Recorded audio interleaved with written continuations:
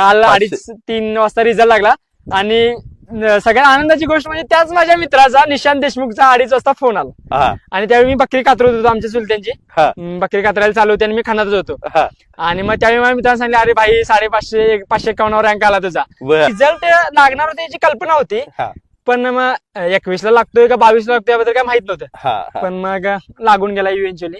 पण मग तेच होते की यार की इथं असताना बकऱ्यांच्या सोबतच असताना रिझल्ट लागला हे खूप भारी. मला खूप सोडून जाताना राधिका भिडच्या समोरून मला फोन चोरीला गेला हाताने काढून घेऊन गेले. ऍक्च्युली आता ही गोष्ट म्हणजे मी घरी आज आई-वडिलांना आणि दादाला सांगितलेलं नाहीये.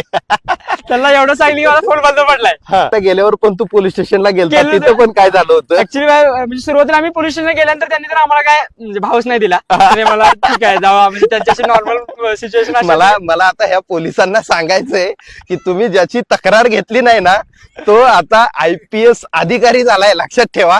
सो तो नेहमी मला म्हणायचा की भाई काय नाही रे तू जसा आता आहे जसा नॅचरल जरी UPSC मध्ये राहिलास भाई त्यांना तुझ्यासारखे टॅलेंटेड मुलं पाहिजेत यार जे की खूप lower rungs of the society मधून आलेत त्यांनी खूप स्ट्रगल केलाय म्हणजे नॅचरल आहे की त्यांनी स्ट्रगल केलाय आणि माझ्या अंगावर पण आता काटे लागलेत.